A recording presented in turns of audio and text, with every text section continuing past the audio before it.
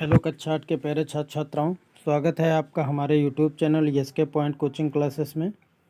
बच्चों, आज हम आपको कक्षा 8 की ठीक है विषय गणित पढ़ाने वाले हैं, जो पेपर सरकारी स्कूल से संबंधित है। ठीक है, इसको आप पढ़ेंगे और समझेंगे। ठीक है बच्चों, जैसा कि देख सकते हैं, ये हमारा पहला प्रश्न है। कहता है कि सभी प्रश्न हल करने अनिवार्य हैं। ठीक है, सभी प्रश्न हल करने अनिवार्य हैं। लिखा है सही विकल्प छांटकर उसके उत्तर की पुष्टि कीजिए। ठीक है, जैसा देख सकते हैं, पहला दिया है, लिखा है -2 और 4 के बीच की परमेय संख्या। तो बीच की परमेय संख्या बराबर सूत्र होता है 1/2 ब्रैकेट पहली संख्या प्लस दूसरी संख्या। तो इस आधार पर जो निकालेंगे, हल करेंगे तो देख सकते हैं, जैसे कि बच्चों -2 यानी कि हमारा हो जाएगा 1/2 ब्रैकेट हो जाएगा हमारा प्लस का 4 माइनस का 2 घट जाएगा, तो हो जाएगा हमारा 2/2 हो जाएगा।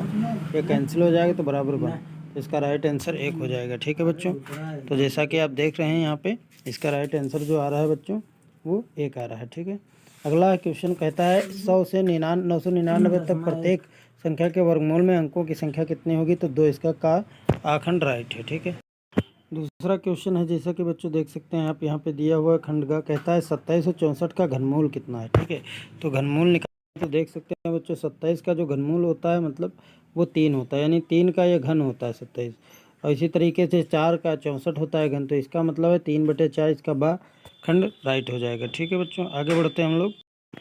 देख सकते हैं, ये आपका दूसरा क्वेश्चन दिया हुआ है। तीसरा अगला कहता है यदि ब्याज तिमाही संयोजित हो जाए तो 8% वार्षिक ब्याज की दर से रूपांतरित सही विकल्प क्या होगा। तो ब्याज दर 2% हो जाएगी, यानी कि साइज का राइट हो जाएगा। ठीक है बच्चों, अगला है, कहता है एक घनाभ, लिखा है एक घन का आयतन इतना है, तो इसकी ठीक है उसकी कोर की लंबाई कितनी।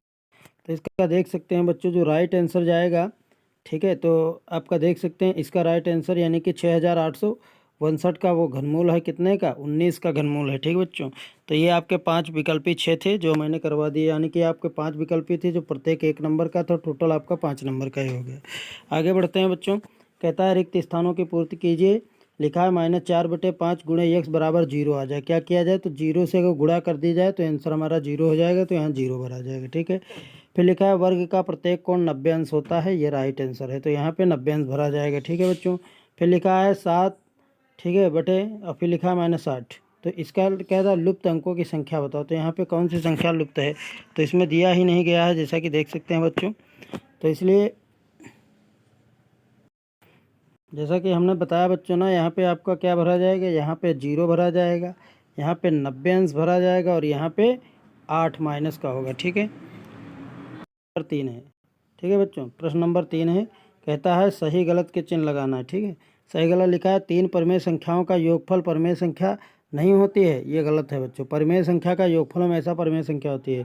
चतुर्भुज की चारों भुजाएं सदैव बराबर होती हैं, ये भी गलत है, कोई ज़रूरी थोड़ो है। ठीक है, एक सिक्के के 3 ठीक है 10 होते हैं। ठीक है, ठीक है, अगला है, ये भी गलत है बच्चों। ठीक है, अगला क्वेश्चन कहता है समांतर चतुर्भुज का विकर्ण समान होते हैं, ये सही है। ठीक है, फिर अगला क्वेश्चन है बच्चों, कहता है एक आयत समांतर चतुर्भुज जिनकी चारों कोण समकोण होते हैं। ठीक है, तो ये क्या हो सकता है, ये भी सही है। ठीक है, आयत के चारों कोण समान होते हैं। ठीक है, तो ये पहला गलत है आपका, दूसरा भी गलत है, तीसरा भी गलत है, चौथा और पाँचवा आपका सही है। ठीक है बच्चों, आगे बढ़ते हैं हम लोग। अगला है प्रश्न, कहता है कि अतिलघुत्तरी प्रश्नों को हल कीजिए। ठीक है, तो अतिलघुत्तरी प्रश्न हमको हल करना है। तो इसमें देख रहे हो बच्चों, जैसा कि यहाँ पे दिया हुआ है, कहता है 8 की घात कितनी दे रखा है, 2। तो 8 की घात 2 है, तो इसका मतलब है 8 गुणे 8 कर देंगे, 8 अठाई कितना आ जाएगा, 64। तो इसका राइट आंसर 64 हो जाएगा। ठीक है, 32 किस लघुत्तम पूर्ण संख्या से गुणा करें कि गुणनफल पूर्ण हो जाए, यानी कि 32 में किस संख्या से गुणा करें कि गुणनफल पूर्ण, ठीक है, पूर्ण घन बन जाए। तो पूर्ण घन बन जाए तो 32 करते हैं बच्चों, तो जैसे 32 लिख लेते हैं। ठीक है, तो जैसे हम लोग करते हैं, देख सकते हैं बच्चों इसके जो फैक्टर होंगे, ठीक है, 32 के जो फैक्टर होंगे, 32 के जो फैक्टर होंगे बच्चों, वो 2 हो जाएगा, 2 हो जाएगा, 2 हो जाएगा, और 2 हो जाएगा, फिर 2 हो जाएगा, मतलब 1 2 कम है, तो 2 से गुणा कर देंगे तो संख्या ये पूर्ण घन बन जाएगी। ठीक है बच्चों, तो इसका जो इसमें राइट आंसर होगा तो 2। ठीक है, 2 से गुणा करने पर संख्या पूर्ण घन बन जाएगी। फिर लिखा है आगे टॉपिक कहता है आपका, जैसा कि देख सकते हैं बच्चों, अगला क्वेश्चन कहता है 13, 13, 12, 13, 16 का बहुलक है। तो जो संख्या सबसे ज़्यादा बार पूछी जाए वही बहुलक होता है, तो इसलिए इसका राइट आंसर 13 हो जाएगा, क्योंकि 13 जो है 3 बार आवृत्ति है 13 की, बाकी सबकी एक एक बार है, तो इसलिए 13 इसका राइट आंसर है। फिर इसका यहाँ पे आपको a + b का होल ऑफ क्यूब वाला फार्मूला लगा के इसका विस्तार करना है। ठीक है बच्चों। और अगला कहता है 3x + 4x² - 7 में बहुपद की घातांक होगा। तो घातांक माने घात का अंक, तो अधिकतम घात का अंक कितना है बच्चों? 2 है, तो इसका राइट आंसर हो जाएगा इसमें 2। ठीक है बच्चों, आगे हम लोग बढ़ते हैं। अगला क्वेश्चन है बच्चों, कह रहा है अगला क्वेश्चन कहता है हमारा 8x², ठीक है, yz को zx y से भाग करना है।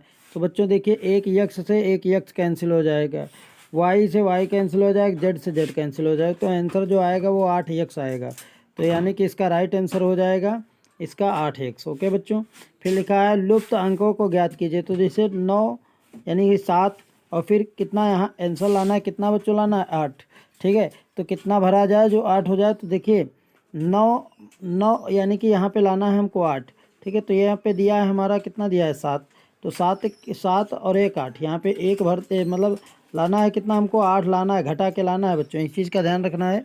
तो देखिए यहाँ पे आप देख लें 7, तो 17 ले लेते हैं, और 17 में ठीक है हम 9 घटा देते हैं। 17 में जब 9 घटा देंगे, ठीक है, तो 17 में हमारा, तो यहाँ पे राइट आंसर हो जाएगा बच्चों 9। ठीक है, 9 जो घटा देंगे तो हमारा 8 बचेगा। और यहाँ पे बचा है आपका, कितना बच्चों बचा है? 6।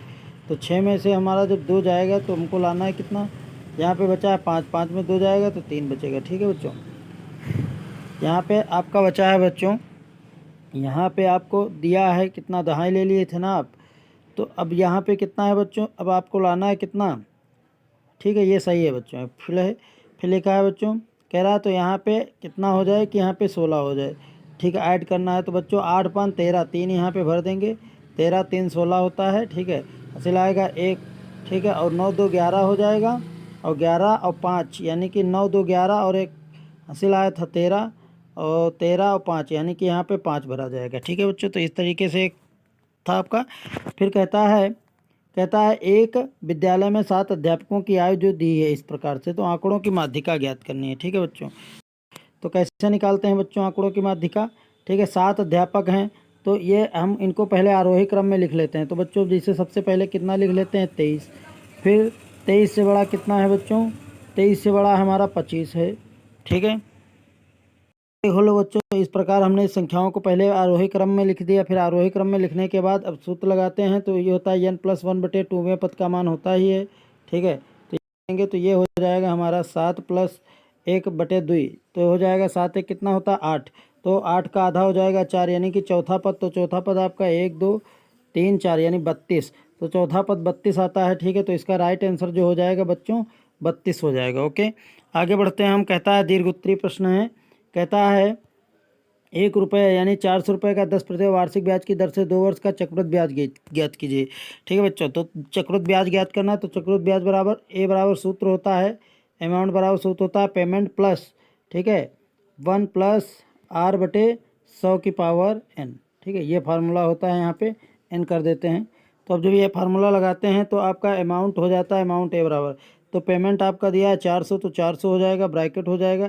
ठीक है बच्चों, 400 ठीक, ब्रैकेट हो जाएगा 1 + आर का मान कितना दिया है बच्चों? 2, मतलब 10, तो 10/100 हो जाएगा, उसकी पावर हो जाएगी 2, तो 0 0 कैंसिल, आपका हो जाएगा 400। ठीक है, गुणे हो जाएगा बच्चों 11/10 और 11/10। ठीक है, अब देखो बच्चों 10 हो जाएगा, तो 0 से 0 0 2 कैंसिल हो गए। ठीक है, अब आपका बचा है 11 गिरे हम 121। ठीक है, तो 4 यानी कि आपका आ गया बच्चों, ठीक है, आ गया आपका 4 गुणे, तो अब बच्चों देखो 4 आया था, 4 की गुणा 121 से हो गई, तो हमारा आ गया 484। ठीक है, तो चलते हैं बच्चों, अमाउंट आपका आ गया, मिश्र धन आ गया 484, और आपका मूलधन दिया है 400, तो घटा देंगे तो हमारा 84 इसका राइट आंसर हो जाएगा। ठीक है, तो आप देख सकते हैं बच्चों, तो आपके क्वेश्चन नंबर इसका जो था पहले दीर्घ उत्तरी का उसका 84, आंसर 84 रुपये आएगा। ये इसका राइट आंसर हो जाएगा। आगे बच्चों है, कहता है आपका, कहता है 10 सेंटीमीटर, ठीक है, रेखाखंड ए बी की मतलब खींचकर उसे 5 बराबर भागों में डिवाइड करना है। ठीक है बच्चों, 10 सेंटीमीटर लंबा रेखाखंड खींचेंगे, ठीक है, फिर एक मतलब न्यून कोण बनाती हुई रेखा खींचेंगे, इसको 10 भागों में काट देंगे। फिर कहता है इसको कितने 5 बराबर भागों में काटिए, ठीक है, तो मतलब 10 मतलब 5 कर देंगे और फिर एक क्रॉस लगा के यहाँ इसको मिला देंगे, तो ये रेखा जो होगी बच्चों वो यानी कि ये 5वां पॉइंट हो जाएगा आपका, x1 हो जाएगा इस तरीके से, यहाँ पे x5 हो जाएगा, इसको इससे मिला देंगे और फिर इसको आधा हिस्सा इधर से लेकर के मिला देते हैं, न्यून कोण झुकता हुआ बस हो जाता है। ठीक है, आगे इस प्रकार से आपका मैंने पूरा पेपर जो था बच्चों 50 नंबर का करवा दिया। आपको कैसा लगा आप लोग हमें कमेंट में बताएं। और हमारे यूट्यूब चैनल, ठीक है, हमारे YouTube channel ESK point coaching classes को सब्सक्राइब अवश्य करें और वीडियो को लाइक करें, कमेंट में बताएं कि आपको वीडियो कैसा लगा। ओके बच्चों, जय हिंद, जय भारत।